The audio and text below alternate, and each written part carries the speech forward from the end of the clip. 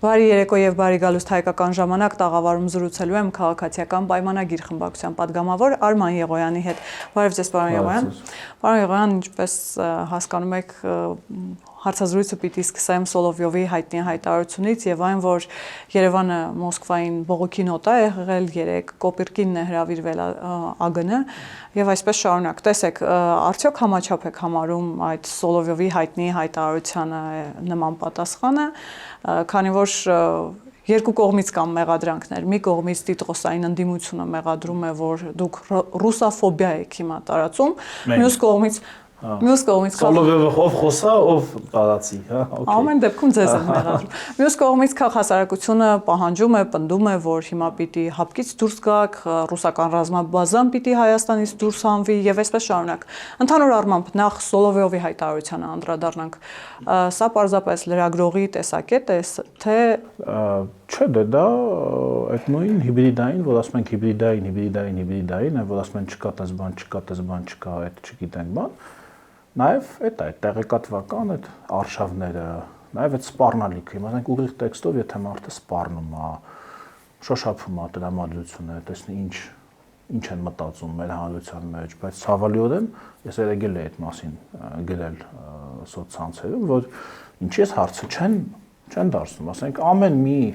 երրորդական, չորրորդական բնույթի ինչ-որ մի հարցով, միտեղ չգիտեմ, ծառից մի տերև ընկավ, հարցում են անում փողոցում, ինչ եք կարծում, այս տերևը ում մեղքով այս ծառից ընկել բան։ Այս հարցով, ինչի՞ մոտ այն մոտ կայք կա է, տենց անվորակ հարցեր է տալիս բանը, հա, անցորդներին։ Այդ իր ոճի մեջ չի կարա, տենց այդ իր մի քիչ իր ոճով փաթեթավորի այդ հարցը մարդկանց տամ, այդ իմանանք մարդիկ ինչ են մտածում կամ մեր քաղաքական գործիչները, ընդդիմությունը։ Հիմա ԱԳՆ-ն առավոտյան ասում է բաուդա ԱԳՆ-ն,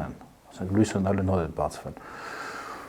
Հետո ԱԳՆ-ն ուրեմն համապատասխան բողոքի նոտան հանձնեց, որը դիվանագիտական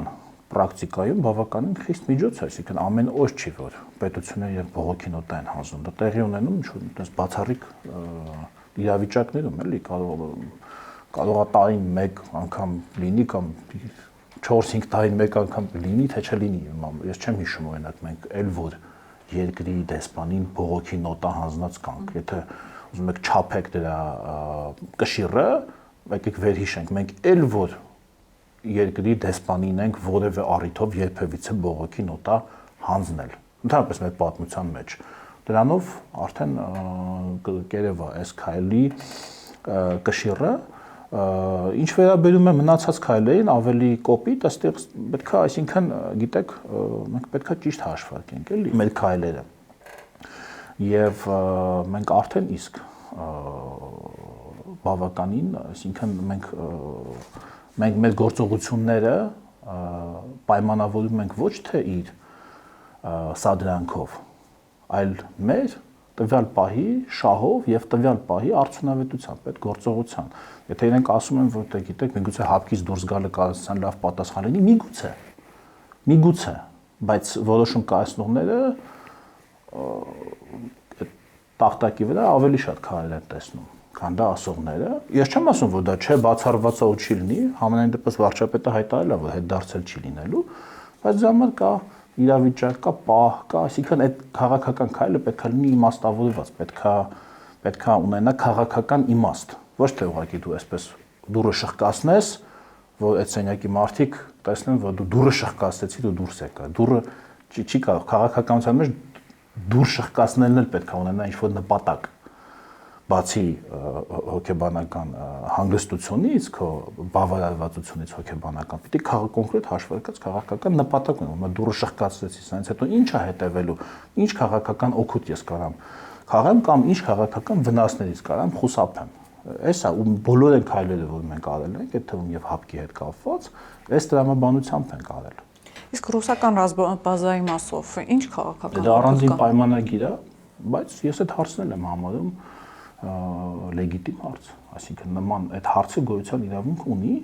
այլ հարց, որ դա այդքան էլ հեշտ հարց չի, բայց ես այդ հարցը բարձրացնողների բերաններ չեմ ուզում փակած լինեմ։ Քաղաքական վերլուծական որոշ շրջանակներ պարոն Եղոյան նաև մեր տաղավարից է նման տեսակետ հնչել, որ հայ-թուրքական կարգավորման համատեքստում շատ կարևոր է, որ նախ հայ-թուրքական սահմանից ամբողջապես դուրս գան ռուս սահմանապահները եւ հետո նաև ռուսական ռազմաբազան դուրս բերելու պահանջ է լինելու, ընդ որում վերլուծաբանների որոշ Թուրքիայի կողմից պիտի այդ պահանջը լինի։ Սա որոշ վերլուծաբանների Ես չեմ նման պահանջի ճիշտ ասած, ես տեղյակ չեմ։ Եթե նման պահանջ լիներ, ես տեղյակ կլինեի։ Իսկ կյանքի ու իրավունք ունի նման տեսակետը, այսինքն որ Չեմ կարծում, որ դա այս փուլում որոշիչ հայ, եթե խոսում ենք Հայաստան-Թուրքիա հարաբերություններից, ոչ թե որևէ այլ կտրվածքից, չեմ կարծում, որ դա այս փուլում բաց օրակարգային հարցա երկկողմ կարգավորման կոնտեքստում։ Գնում եմ այս պահին։ Այսինքն հունվար ամիսն է, 26 թվականի է։ Դեկտեմբերին չասեք, բա ինչի եք հունվարին, եթե անկարծ ինչ-որ հարցակի չասեք, էլի, բա հունվարին սենց էիք ասում, այս պահին ասում, այս պահի դրա։ Իսկ հայ-թուրքական հարաբերություններում ինչ դինամիկայի սպասել, որովհետև այդ դինամիկայի մասին պարբերաբար խոսում։ Նախարարն էլ այդ մասին խոսեց անցած տարեվերջին, դրական դինամիկա կա, եկեք ուղղակի քիչ համբերությամբ զինվենք, հա, համբերությունից հենց ոչ մեկ չի տուժել, իսկ անհամբերությունից շատերն են տուժել։ Հապկում լինել չլինելու հարցը բազմաթիվ անգամներ գիտեք, պարոն Եղոյան, շահարկվել է։ Դե չկանք էլի, այսինքն ինձ մոտ հաճախ տպավորություն է, որ դա ասող մարդիկ, գիտեք, ուղղակի դա ասում են ասելու համար։ Այսինքն այն բոլոր այն գործողությունները, որ մենք արել ենք, կամ զերծ ենք մնացել անելու, այսինքն որ զորավարժությունների չենք մասնակցում, անդամավճարներ չենք վճարում։ Դե յուրե հապկի անդամ։ Վերաժողովներին չենք մասնակցում, չէ՞։ Այսինքն ոչ մի գործողության, դա իրանց ասելով ենք արել։ Իրանց մտքով դա իրանց որ լիներ, միանգամից հենց 20 թվականի դեկտեմբերին պետք է դիմեինք հապկից դուրս էին, բայց դա հասկանում եք, այդպես կտրուկ շարժումներով չի, էլի շարժումը նույնց եմ ասում, պետք է լինի իմաստավորված, այսինքն դու պետք է իմանաս, որ այդ շարժումը անես, կոնկրետ ինչ օգուտ ես ստանալու։ Ես չեմ ուզում մի քիչ ավելի մերկանցիլ լեզվով դա ասեմ, էլի, բայց հասկացողը թող հասկանա, թե ինչ նկատի ունեմ։ Այսինքն այդ քայլը պիտի ունենա, որ դա արժեք ունի։ Այդ քայլը ունի ինչ-որ քաղաքական արժեք։ Եվ արժեքի ամենաբարձր կետում այդ քայլը պետք է անես, է։ Բանում եթե նայենք, բանի ասենք օրինակ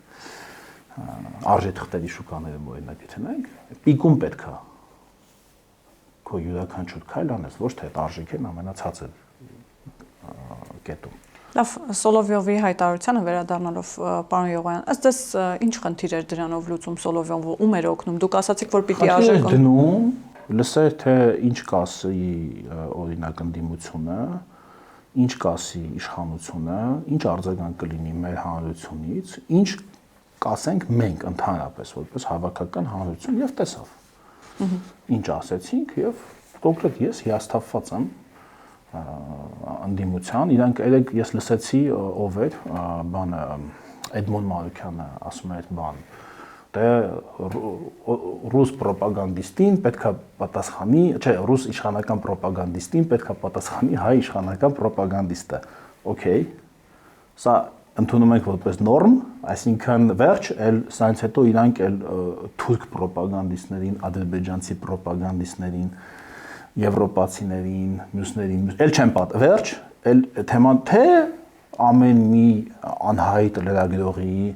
ասած կամ բլոգերի ասած բերելու են մտցնեն մեր աչքը ասեն տեսեք մի հատ Թուրքիայից մի հատ կայք կա, որ չգիտենք ով է կարդում։ Հեղինակն էլ չգիտենք ով այդ լրագրողի անունը էլ առաջին անգամ ենք լսում, այնքս էս մի բան է ասում, ինչ կպատասխանեք թուրք, այսինչ լրագրողին կամ Հաքինազում մի հատ sense անանուն հոդված է, իսկ քանի որ մենք գիտենք որ Հաքինազը կառավարվում է, հա այս հարց չկա։ Դնում ենք այդ ստանդարտն ենք հիմա դնում, որ սրանից հետո պետության ղեկավարին պատասխանում է պետության ղեկավարը, արտգործնախարարին արտգործնախարարը, պրոպագանդիստին պրոպագանդիստը, տենց ենք անում։ Եթե այդ կանոնը դնում ենք, վերջ, ուրեմն դնում ենք ու թող իրանք էլ չշեղվեն այդ կանոնից սրանից հետո։ Ոչ թուրքերի դեպքում, ոչ ադրբեջանցիների, ոչ ռուսների, ոչ մյուսի, բայց ես գիտեմ, որ իրանք շեղվելու են այդ կանոնից։ Նույն օրինակ Իշխան Սաղաթելյանն էլ մեղադրում է, որ նույն եռանդով դուք չեք պատասխանում Ադրբեջանից եւ Թուրքիայից եկող սպառնալիքներին։ Ինչ եռանդ, բողոքի նոտա է հանձնվել։ Նրանց հետ նրանք դեսպան չունեն ստեղ, որ նրանց էլ բողոքի նոտա։ Ինչ եռանդ։ Դուք երանդը ո՞րն է տեղ, այսինքն մենք երանդով իրանցից ենք, այդ իրանք են, չէ՞ ասում, իրանք են ասում, որ պետք է ընդհանրապես ամեն ինչի երանդով պատասխանել։ Մենք չենք էլ ասում ի սկզբանե, որ ամեն մեկին պետք է պատասխանել։ Այդ իրանք են ասում, եւ երբ որ իրանք հիմա լռում են, պատմությունը կեսից չսկսեն։ Մենք ասում ենք, բա որ եթե դուք ասում եք, որ ձեր կանոնն է նա, որ ով ինչ ասես պետք է պատասխանել։ Ով ինչ ասես, կապ չունի, Հակինազնա, Վեստիեյեմնա, թե ովա, թե մյուսնա, թե մյուսնա, պետք է պատասխանել։ Բա ինչի՞ չեք պատասխանում։ Բա պատասխանեք։ Դուք եք, իրանք են, չէ՞ երանդունը, մեր մեջ երանդունը իրանք են, իբր թե իներտնել, դանդաղաշարժնել, իբր թե մենք ենք։ Ճիշտ է, ըստ իրանց։ Բա մենք ասում ենք, բա երանդուններ ջան, բա ուր եք։ Արագաշարժեր ջան, հայրենասերներ ջան, պետականամետներ, նժդեհականներ, սաննա, ամկայականներ, անկախականներ, դաշնակցականներ եւ այլն եւ այդպես շարունակ։ Բա ուր եք։ Թե դա մենակ, թե իրանց գիծը զուտ հակաթուրքականությունն է։ Իրանք մասնագիտանում են հակաթուրքականության վրա, ոչ թե հայամետության, մեր պետականության պաշտպանության վրա։ Այս զուտ իրենց հակաթուրքականության գործն են անում, զուտ։ Եթե դա շատ վատ է։ Դա շատ վատ է, որովհետեւ Հայաստանի պետականությունը տարբեր տեղերից կարող է սպառնալիքներ հնչեն, տարբեր տեղերում են կարող է խնդիր ունենանք այս աշխարհում, ընդ որում ոչ միայն 2-3 այս նշված ուղղություններով, այլ ընդհանրապես բարդ աշխարհում ենք ապրում։ Վաղը կարող է մի ուրիշ բարեկամ երկրից էլ մարդ էս մեկը մի բան ասի, ասենք, չեն արձագանքելու։ Իրանք մենակ Թուրքիային են արձագանքում, դա իրանց գործը։ Մենակ թուրքական բենզին, մենակ ադրբեջանական բենզինն են փորձաքննության ենթարկում։ Մենակ ղազախական ցորենն են փորձաքննության ենթարկում։ Ինչ ցորեն է գալիս Ռուսաստանից, ինչ բենզին է գալիս Ռուսաստանից, ես դա չի ուզում։ Լավն է, վատն է, կարգը ինչ է, էսա, այնա, հաց թխելու է, հաց թխելու չի, շարժիչը փչացնողա, չփչացնողա, այդ իրանց վեճը չի, դա իրանց գործը չի։ Իրանք մասնագիտանում են կոնկրետ բանը։ Թուրքիա, Ադրբեջան, այս վերջերս հիմա ավելացել է Ղազախստան, որպես այլընտրանքային էլի աղբյուր, ցորենի, այլ ռեսուրսների, իրանք կենտրոնանում են մենակ Ռուսաստանին այլընտրանքային աղբյուրները թիրախավորելու ու փորձաքննության ենթարկելու դա իրանց միակ գործը։ Եթե դա չի, ապա իրանք պետք է տարբերություն չդնեն, նրան էլ պետք է պատասխանեն, նրան էլ պատասխանեն, բայց ինչ-որ դες չեմ տեսնում, տենց թեթև ասեցին, հա, շատ թեթև։ Հա, քննադատում ենք Սոլովյովին եւ Հայաստանի իշխանություններին, հա։ Դա ծիծաղելու է, էլի դա նույնիսկ։ Պարոն Եղոյան, ամեն դեպքում դուք էլ արձանագրեցիք, տեսեք, որ Թուրքիայից, Ադրբեջանից եկող ազդակները այսպես շատ արագ ընդդիմությունը ընկալում է, փորձում է քննադատության ենթարկել, բայց ինչու՞մն է պատճառը, որ նախ Սոլովյովի հիստերիայի պատճառը ո՞րն է, այսինքն ինչու գնալ հատուկ հիստերիա է, ուղղակի հաշվարկված մարդը ասեցի արդեն։ Իսկ դա գործողության նման մարդիկ իրակ նույնիսկ եթե դուք տեսնեք, որ իրանք ասենք հիստերիայի մեջ են, դա չմտածեք, որ իրանք հիստերիայի մեջ են, դա այսինքն այդ կալիբրի լրագրողները, այդ չափ վճարվող եւ այդ մասշտաբի գործանող, իրանք տենց սպոնտան հիստերիայի մեջ չեն հայտնվում։ Եթե հիստերիայի մեջ են ընկնում, ուրեմն պետք է հիստերիայի մեջ ընկնել։ Իսկ դա չի կարող լինել նաև գործողության պլան, այսինքն դա պարզապես հայտարարություն էր, ոնց որ դուք մեկնաբանեցիք, թե հստակ թող ռուսագետներ չունենք, թող ասեն իրանք։ Բայց ես գրել եմ, մենք ռուսագետներ չունենք, ուժեղ ադրբեջանագետներ ունենք, ուժեղ թուրքագետներ ունենք, նույնիսկ թյուրքագետներ ունենք, որ ավելի մեծ ակադեմիական բան ունեն, հետաքրքրություններ ունեն, ամբողջ թուրքական աշխարհի փորձագետներ են, էլ ինչ, իրանագետներ ունենք, վրացագետներ էլ կարծեմ թե ունենք, էլ ինչ կա, եվրոպագետներ դե ունենք, մեկը ծեխոնա ծառան, էդ էլ ունենք, ահա, ռուսագետներ չունենք, մեր հանրության մեջ չկա, այդ մի հատ մեկնաբան են, մի հատ այդ որ ասում են, այ որ սա էսա ասում, սա էս նկատի ունի, որ ասում են, այ Էրդողանը էս ասելով էս նկատի ունի, բան sense երկար բարակ գրում են, կամ Ալիևը էս ասելով էս ասում։ Բայց է չեն կարողանում, սա մեկնաբան են։ Ոնց է որ այդ բաները, ասենք թուրքական անհայտ կայքեր, թուրքերեն չիմացող մարդիկ կարողանում են բացել ու կարդալ, կամ ադրբեջանական կայքեր, ադրբեջաներեն չիմացող մարդիկ բացել, կարդալ, դրա մասին իրազեկել մեր հանրությանը, պարզ, ակնհայտ բոլորի տիրապետած ռուսերեն լեզվով պարզ ասած խոսքից մենք չենք կարող։ Իրանք են դրա մասնագետը, նորից եմ ասում, ուժեղ արագ արձագանքման այդ մասնագետները իրանք են։ Մի հատ իրանց հարցեք, դրանք ինչ են ասում։ Լավ, որքան էլ դժվար է Աշոտյանին մեկնաբանել, բայց ամեն դեպքում պարոն Եղիազարյան։ Ես մինչև վերջ չեմ կարդա, առաջին այդ երկու տողը կարդացի ու հետո թերթեցի անցա։ Աշոտյանն ասում է, որ դուք զբաղված եք ձեր իշխանությունը ռուսաֆոբիա տարածելով, ձեր միակ անելիքը ռուսաֆոբիան է, ռուսաֆոբիա տարածել է, իսկ ինքը մեծ սիրով Սոլովյովին հարցազրույց կտար եւ կխոսեր հայ-ռուսական հարաբերություններից։ Ուրեմն Աշոտյանը թող հարցազրույց տալու փոխարեն նենց աներ, որ իր կրթած սերնդի 72%-ը այնպես չլիներ, որ 72%-ը պարզ տոկոս հաշվել չիմանար։ Այդ թող այդ Աշոտյանը աներ, մեծ խոսալու փոխարեն, իմացել եք, չէ՞ վերջի թվերը, շոկային, չեք իմացել։ Կբնա հրապարակել, չեք իմացել։ Անցած տարի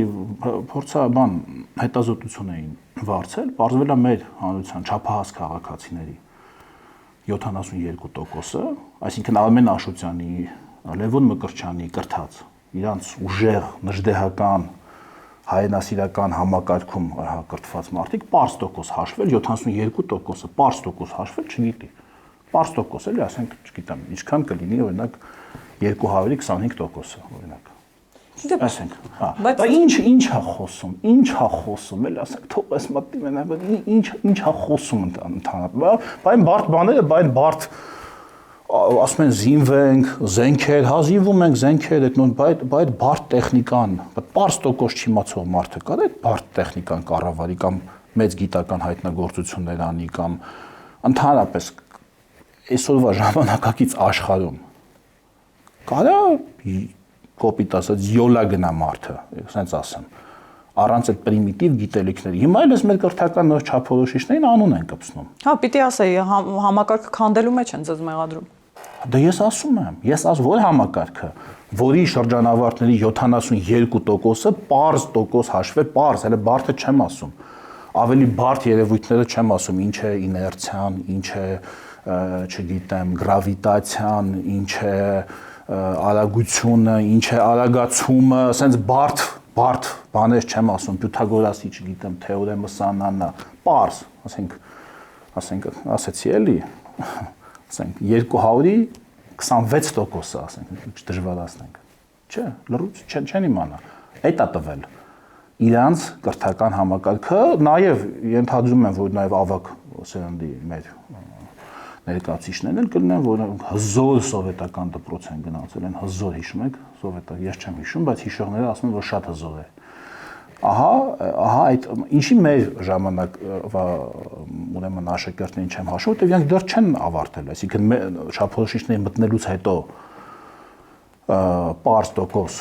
հաշվել սովորած աշակերտները դեռ դպրոցը չեն ավարտել, դեռ չափահաս չեն, հետեւաբար այդ հարցման մասնակից չեն։ Հələ մի հատ արժի մի հատ էլ այ հիմիկվա այս նոր չափորոշիչներով կրթություն ստացածների շրջանում այդ նույն հարցում անել։ Ես շփվում եմ, էլի գալիս են ազգային ժողով, մենք այդ բաց դաս ծրագրով եւ աշակերտների հետ եւ ուսանողների ես տեսնում եմ, չէ, ասենք իրենց ժամանակ դպրոցը ավարտած կամ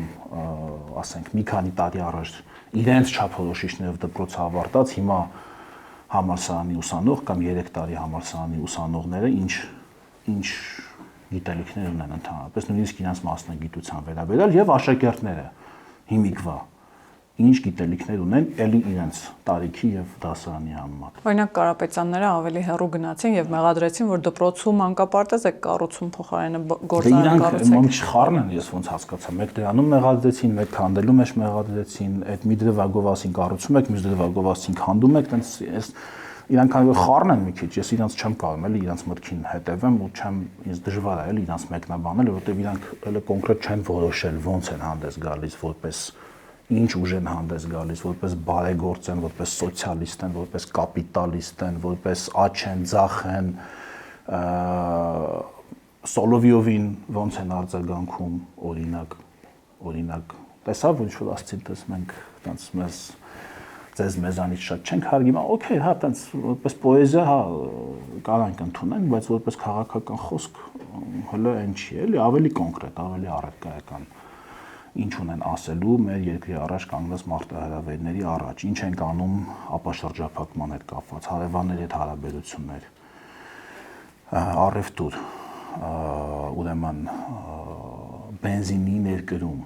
չներկրում, ցորենի ներկրում, չներկրում,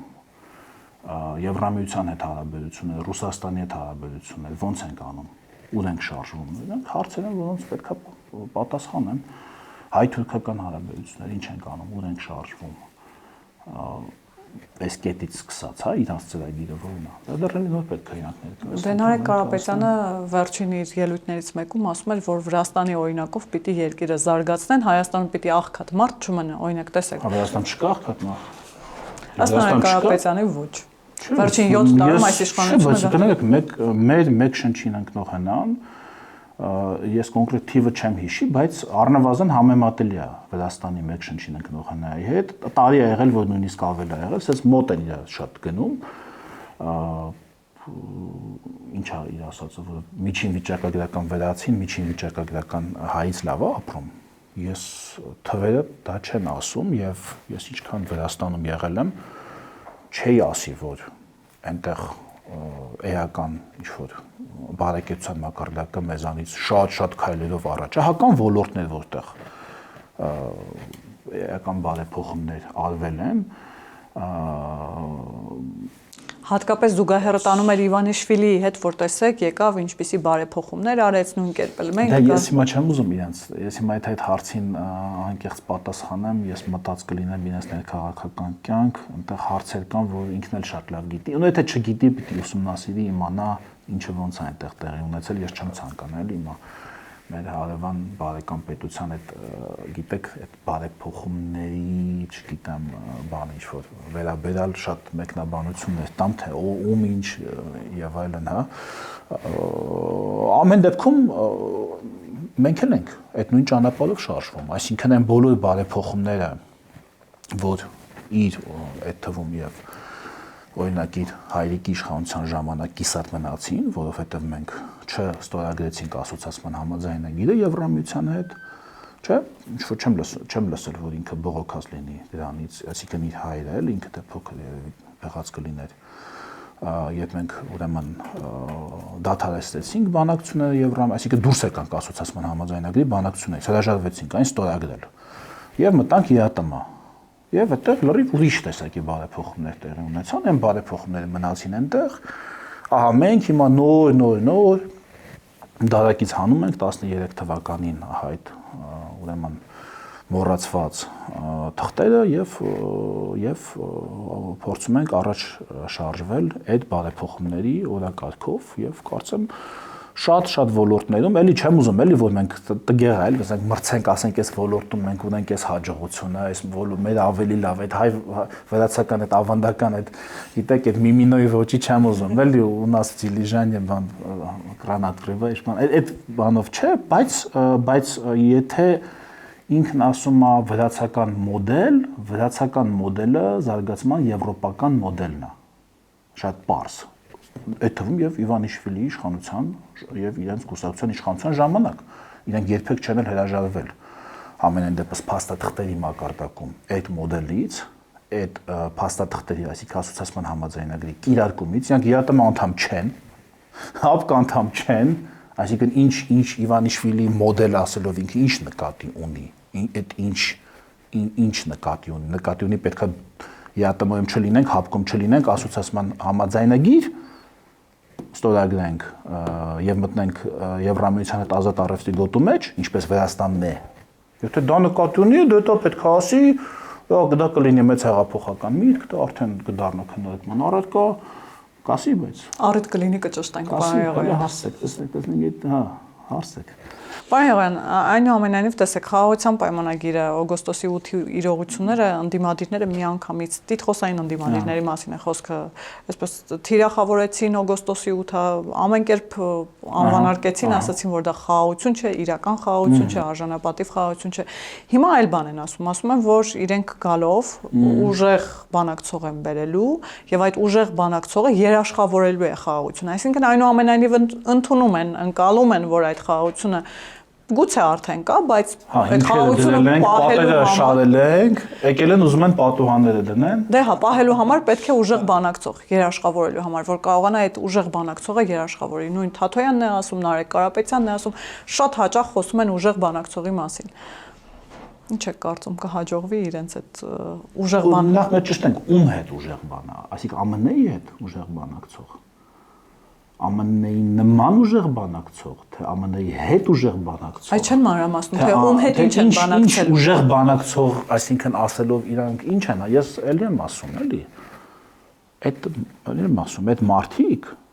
մարդկանց տված կրթության մարդկանց 72%-ը պարզ տոկոս հաշվել չգիտի։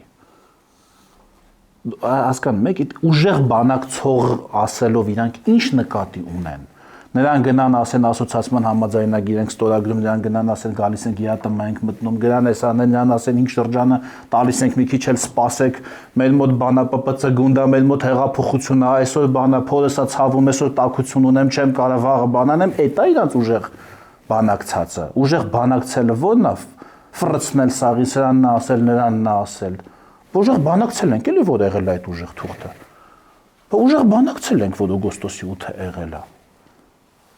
Բաթույլ բանակցողով օգոստոսի 8 կլիներ, իրանցով կլիներ օգոստոսի 8։ Ասենք իրանք են 21 տվին եկել իշխանության, հələ պատկերացրեք։ Կլիներ էս ամեն ինչը։ Չէ, գիտեք ինչ էին անելու։ Գալու էին,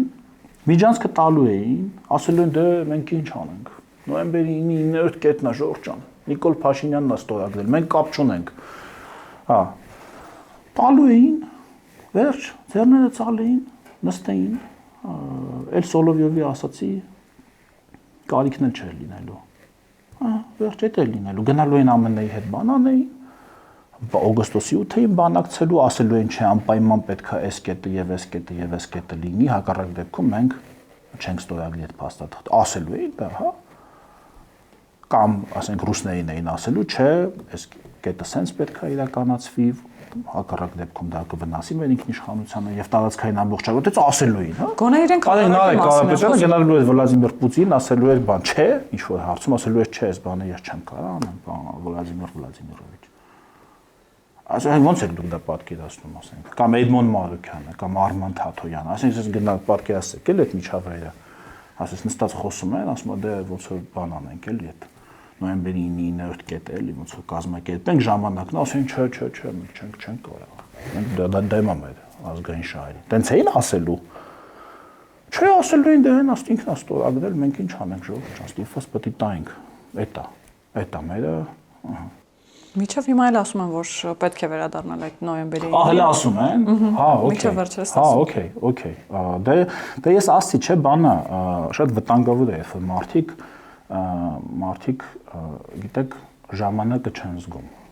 Դա շատ ընդհանրապես մասնավոր կյանքում էլ է վտանգավոր միջանձնային հարաբերությունում, առավել եւս քաղաքականության մեջ, եւ դու ժամանակի պուլսը չես զգում, չէ, ասենք, արդեն գարունը գալիս է, դու հələ բան, ասենք, ծմերային շոկ վերարկուով նստած, հա,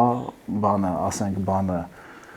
ջերուցումը միացած թե ես խմում, հա, չես զգում, պահը չես զգում, միջավայրը չես զգում, կլիման քաղաքական չես զգում, process-ները չես զգում, պատճառահետևանքային կապերը չես տեսնում, թե ինչը ինչի հետևանքով, ինչի հետ է կապված, փոխկապված, ինչի հետևանքով ինչ կարա եւ տեղի ունենա, կարա եւ տեղի չունենա։ Այդ մարդիկ այդ լավ բանակցողը է դա, որ այդ քարտեզը, այս լավ քարտեզներ ստեղծած է տաղավարում, այս քարտեզից կարա ինքը հասկանա, որ այ աշխարհի մի ծայրում են մի բանից կարա այստեղ մի բան փոխվի, այդ բանի թիթեռի էֆեկտով, հա, այդ կապերը հասկացողն է լավ բանակցողը, ոչ թե ուղղակի բանը անկապ խոսացողը կներեք։ Պարոն Եղոյան, բանակ ցողից խոսեցինք, լավ բանակցելուց խոսեցինք, եկենք խոսենք նաև պարոն Միրզոյանի այցելությունից Միացյալ Նահանգներ։ Մարկո Ռուբիոյի հետ հանդիպում է նախատեսված եւ նաև արտաքին գործերի նախարարությունից նշում են, որ թրիփի մասով հայտարարություն է լինելու։ Նախ ինչ սպասել, արդյոք թրիփը քաղաքական գաղափարից շուտով կվերածվի արդեն։ Արդեն վերածվել է։ Դա գաղափարեր, գործնական գաղափարեր հուլիսին։ Նկատի ունեմ գործնական քուլ կմտնի կտեսնենք օգոստոսի 7-ին, օգոստոսի 8-ին է ինքը արդեն քաղաքական գաղափարից վերածվել իրողության։ Ճիշտ է, այն ժամանակ դեռ։ Նկատի ունեմ գործնական միանշանակ, բա ինչ պետք է լինի։ Բա ինչ պետք է լինի, այո, պետք է լինի եւ գիտեք դա ինչ եմ ասում։ Որովհետեւ աշխարհը ունի դրա կարիքը։ Աշխարհը ունի դրա կարիքը։ Դա պետք է շատ շատերի, այդ թվում եւ մեզ։ Բայց բացի մեզնից էլի շատերին է պետք։ Տարբերությունը այստեղ տարբերությունը էր, որ ոչ բոլորին է դա պետք նույն պայմաններով։ Ոչ բոլորին է դա պետք նույն պետքա բոլորին է պետք այդ ճանապարհը, բոլորին։ Չինաստանին էլ է պետք, ԱՄՆ-ին էլ է պետք, Եվրոպային էլ է պետք, Ռուսաստանին էլ է պետք, մեզ էլ է պետք, Ադրբեջանին էլ է պետք, Թուրքիային էլ է պետք, Իրանին էլ է պետք, ում գիտեք, Միջին Ասիային էլ է պետք, Հնդկաստանը, բոլորին դա պետք էր։ Տարբերությունը պայմանների մեջ էր։ Այն ինչ-որ մի կողմի համար կարող է եւ պետք է ներական չլիներ Հայաստանի այս կամ այն պայմանը պահպանելը։ Հասկանում եք, այդ է բանակցային այդ ուժը նաեւ, այդ է, որ դու կարողանում ես մի ինչ-որ միջինացված այդ շատ բազմազան ուժերի, հասկանում եք, շատ բազմազան հաճախ իր հետ կոնֆլիկտային ուժերի միջինացված մի ինչ-որ կետում կանգնել, որը համ կհամապատասխանի քո կենսական շահերին, համ չի հակասի նրանց կենսական շահերին, այդ կետը գտնելը ես ասեմ, այդքան էլ հեշտ չի, համ կհամապատասխանի քո կենսական շահերին, համ չի համապատասխանի նրանց կենսական շահերին, նկատի ունեմ խոշոր ուժային կենտրոնների, որ իրողություն դառնա այդ ծրագիրը, որ չվերածվի դա կոնֆլիկտի, որ ուժով հարցը չլուծվի, այլ համաձայնությամբ հարցը լուծվի եւ հարգելով քո կարմիր գծերը, ինչը եւ տեղի է ունեցել, ինչը եւ շարունակվում է կյանքի կոչվել։ Պարոն Եղոյան, ճանապարհների ապաշրջափակման տրամաբանության մեջ տեսեք մի կողմից խոսում ենք թրիփից, ճանապարհների ապաշրջափակումից, Թուրքիայի, Ադրբեջանի հետ սահմանների բացելուց, մյուս կողմից Հարավկովկասյան երկաթուղին արդյոք դրանում հետաքրքրվածություն ունի կամ շահագրգռվածություն ունի, այսպես ասեմ։ Ով։ Հարավկովկասյան երկաթուղին Ռուսաստան։ Ինչու՞մ։ Մասնակցություն ունենալ թրիփում։ Թրիփում իրանք չեն կարող մասնակցություն ունենալ, դա այլ գիծ է, ով է այդ։ Բարբերաբար հայտարարությունները շուրթերից, որ դա իրենց նաև վերահսկողության գոտին է, այդտեղով ռուս սահմանապահներ են այդ սահմանը հսկում։ Սահմանապահը սահմանի վրա է, երկաթգիծն էլ երկաթ գծի, նախկին երկաթ գծի տեղում պետք է լինի։ Այսինքն որևէ որոշ ուժեր իհարկե դա Հայաստանի եւ ԱՄՆ-ի միջև է այդ համաձայնությունը, այնտեղ երկաթգիծ չի եղել, քանի անգամ ասել եմ, քանդել ծախել են այդ երկաթգիծը, այսինքն գոյություն չունի այնտեղ երկաթգիծ, կներեք։ Գոյություն չունի այդ երկաթգիծը պետք է կառուցել։ Եվ դա կառուցվելու է հայ-ամերիկյան համաձայնությամբ, ենթադրում եմ, որ ամերիկյան ներդրումներով շատ մեծ, այսինքն ոնց կարող ամերիկյան ներդրումը լինի, օպերատորը լինի ուրիշ ընկերություն կամ ուրիշ պետություն, ոնց կարող է նման բան լինի։ Երկաթգիծ այդտեղ չկա ֆիզիկապես, իսկ այնտեղ որտեղ կա, այդտեղ էլ ահռելի պոտենցիալ կա։ Ասենք իրանց ղեկավարած երկաթգծի հատվածներում կանան ահռելի մեծ աշխատանք կանան։ Թող այնտեղ անեն։ Իսկ կարվում է։ Իջևանի գիծը ինչ պակաս թրիփա։ Իջևանի գիծը էլի ահռելի հնարավորություններ, ահռելի ուրեմն ծավալներ կարա սպասարկի, դա այնտեղ չկա էլի այդ մի հատվածը փլուզվել է թե ինչ ա եղել։ Մանրամասն չգիտեմ, բայց մի հատված չկա։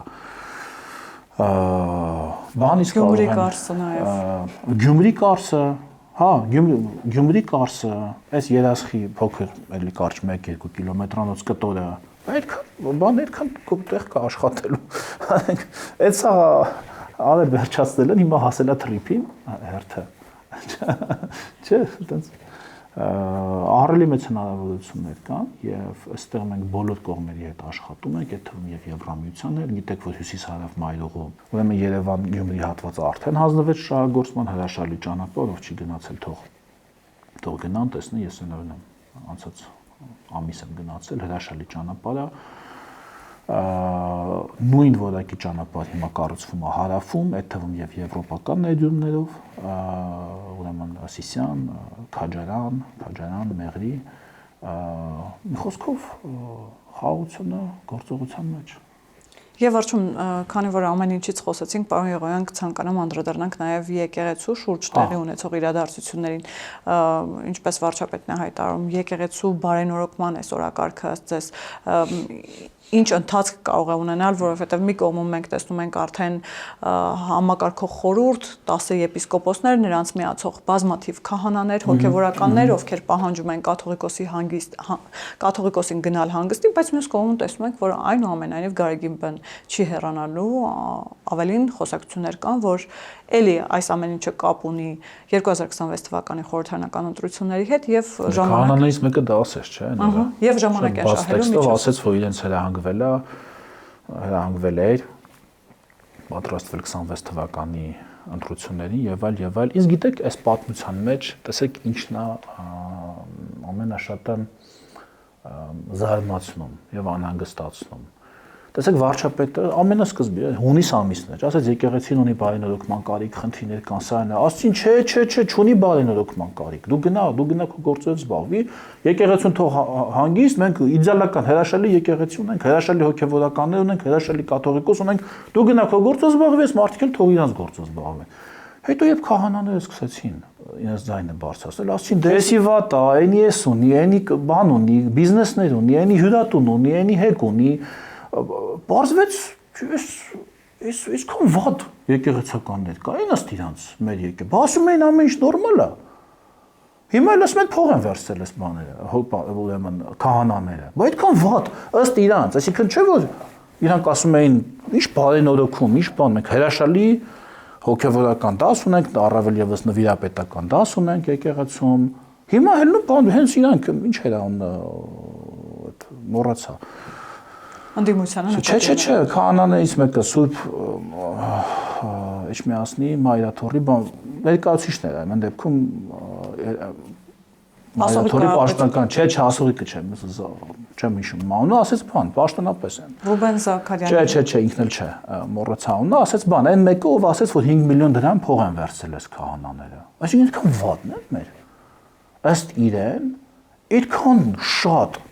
վատ քահանա կա մեր, բայց թե տենց է, այսինքն ամեն հաջորդին ասելու են վատն է ինքը, այսինքն մինչև ուր, ով մի բան մի ձայն հանեց, ով մի ձայն բարձրացրեց, պիտի ասեն նա վատն է, նա կաշառակերը, նույնիսկ եթե մի պահ պատկերացնենք, իրանց կողմից նայենք, դա շատ վատ նորություն է իրենց համար, շատ վատ նորություն է, եթե ըստ իրենց մեր եկեղեցում այսքան շատ վատ քահանաներ եւ եպիսկոպոսներ կային։ Շատ վատ նորություն է դա, բայց իսկ ով ասել որ իսկ իրենց կողմում ինչ կա։ Իրենց կողմում ով կա, ինչով են զբաղված մարդիկ։ Այսինքն մարդուն էլ տեսեք էլի, այդպես մասին խոսեմ էլի, ես ինչա տեղի ունեցել։ Մարդուն, այսպես ասած, բացահայտել են ոչ պատշաճ, ուրեմն վարքագիծ դրսևորելիս կանոնական իրավունքը կոպիտ խախտելու վրա բացահայտել այդ մարդուն, չէ՞։ Ինչ որ եկեղեցական կանոններով, ինչ որ ընթացակարգով բան է, քննություն է հարուցվել եւ այլ։ Հետո եպիսկոպոսները դիմել են կաթողիկոսի, ասել են ինչ եղավ։ Արշակի մասին է էլի խոսքը, քննություն ինչ եղավ։ Եվ պատշաճ կամ պատասխան չեն ստացել կամ ընդհանրապես անտեսվել է այդ հարցը։ Եւ հետո ես ձայնն եմ բարձրացրել։ Չէ, ինքն հիմա տեսեք, ես չեմ ուզում այս թեմաների մեջ մտնեմ, բայց էս է իրողությունը։ Այդ մարդի այնց է, չէ՞ ծագել այդ հարցը։ Երբ որ ասել են իսկ ինչ եղավ, ահա այն մեկի հետ կապված, այսինքն դրանից տասնապատիկ ավելի թեթև զանցանքի համար մարդիկ կարգալույծ են արվում։ Այն մյուս քահանայի հեռախոսազրույցից իմանում ենք, որ ցույցերին չգալու համար իրեն ուրեմն որպես պատիժ թեև Հայաստանի որևէ տարածքում ծառայելը ես պատիժ չեմ համարում, բայց ըստ իր մեկնաբանության իրեն ուղարկել էին Երևանից հեռու մի տեղ, որպես ըստ իրեն ուղարկողի որպես պատիժ, ասենք։ Ինչա թե, ասենք, իր հիվանդ ծնողին չէր բերել ցույցերի կամ ինքը անձամբ չէր եկել կամ ընդվզել էր ու հիմա այն օրը քահանաները խոսում են, բայց մեր լրագրողները, մեր ազատ մամուլը ուր է։ Մի հատ գնան, մի հատ հարցն են ասեն, ինչ է կատարվում։ Այսինքն բոլոր քահանաները վատն են, պարզվեց։ Մի օրում բոլորը 20-30 հոգի մենք ունենք վատ քահանաներ։ Շատ վատ է, եթե այդքան շատ վատ քահանաներ մենք ունենք ըստ իրենց։ Դա իրենց մասին շատ վատ բան է ասում, մի բան, որ իրանք հունիսին չէին ասում, որ մենք sense խնդրում, ասում են, չէ, ոչ մի խնդիր չկա։ Եկեղեցու խնդիրները եկեղեցու ներսում։ Ախ, եկեղեցին, լսեք, եկեղեցին մենք բոլորս ենք հավատավոր ժողովուրդն է եկեղեցին։ Եկեղեցին հո Բարսաշճան հոգևորականները կամ նվիրապետական դասը չի միայն։ Եկեղեցի, էկլեսիա, ժողով։ Հունարեն բառն է, հա։ Մենք բոլորս ժողովուրդ, հավատավոր ժողովրդի ամբողջություն, մենք բոլորս ենք, մարդն է, չէ, ոնց է ասում, Պետրոսին, ոնց ասես Քրիստոս, ասես դու ես վեմը, որի վրա պիտի կառուցեմ իմ եկեղեցին, Պետրոսը վեմն էր, այդ վեմի վրա էլ այլ վեմեր դրվեցին եւ եկեղեցին, այսինքն այլ մարդկանցով, եկեղեցին հավատավոր մարդկանցով կառուցվեց եկեղեցին հո քարը չի, կամ հո 1, 2, 3 հոգի Բարսաշճան հոգևորականները չեն։ Պարոն Եղոյան, այնուամենայնիվ Գարեգին Բ-ի հեռանալը միայն այսպես եկեղեցու բարենորոգման այսպես նպատակով է, թե ինչպես պարզվեց այլ խնդիրներ կան, ես դրանց մասին չխոսացի, բայց հիմա էլի փաստաթուղթ արա, քանի կար ասում էին փաստերով խոսացեք։ Հիմա փաստաթուղթ հրապարակվեց, որտեղ երևում է, որ իր եղբայրը եւ ուրեմն Ռուսաստանի թեմի առաջնորդը համագործակցում է օտար պետության հատուկ ծառայության հետ։ Հիմա պետք է ինչ-որ բացատրություն տրվի։ Ես գնահատական տալուց առաջ կուզենայի լսել իրենց կարծիքը։ Այսինքն համագործակցումա չի եթե այն ժամանակ է համագործակցել, էլի դա լավ բանի մասին չի խոսում։ Հեչ լավ բանի մասին չի խոսում, որովհետև այն ժամանակ ինչով է զբաղված KGB-ն։ Զբաղված էր անկախականներին հետապնդելով, ճիշտ է։ Դանոսներ են, որ ասում են, հիմա դանոս, այդ բաներ եկան, այս նոր նեոգողական, նեոկիսագողականներ եկան, տենց օսլայած մազերով, բայց իրենց տես կիսագողականի տեղ են դրել։ Բան ասում են դանոս ես գրել մեկի, բա ինչով է զբաղված եղել 80-ականներին KGB-ի գործակալը, եթե ոչ դանոս գրելով, որի մոտ էս մեկը խոսած էս, վեհարանում լսեցի էս, այսիշ քահանան գնում է ցույցի, այն ինչը ասում է, չգիտեմ, անկախ Հայաստան, այն ինչը ասում է միացում եւ այլ։ Շատ, բայց լավ եղել է, հասկացանք, այնտեղ հայտնվեցին մտավորականներ ուժեղացություն, դեն ժամանակ բոլորն էին տենց։ Պարզվում է, հեսա կարող է պարզվի բոլորը KGB-ի գործակ հարց չկա։ Իդեպ ասեմ, Արևելյան Եվրոպայում երբ բացվեցին այդ արխիվները, շատ շոկային բաներ բար, Արևելյան Եվրոպայում շատ շոկային, շատ եկեղեցականների անուններ այնտեղ կային։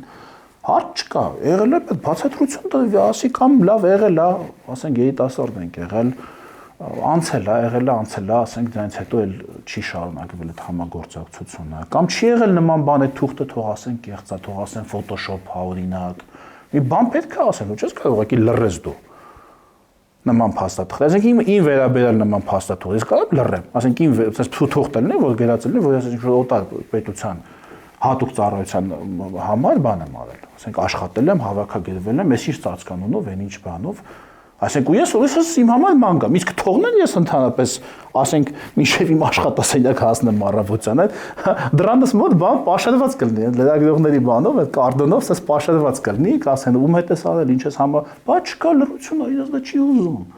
իրենց դա չի ուզում։ Ինչու՞։ Իրենց գործը չի դա, թե իրենց գործն է դրանով չզբաղվելը, թե իրանք վճարվում են դրանով չզբաղվելու համար։ Հարցեր են սրանք։ Շնորհակալ եմ, պարոն Եղոյան։ Հիշեցնեմ, որ տաղավարում զրուցում էի քաղաքացիական պայմանագիր խմբակցության պատգամավոր Արման Եղոյանի հետ։ Կհանդիպենք։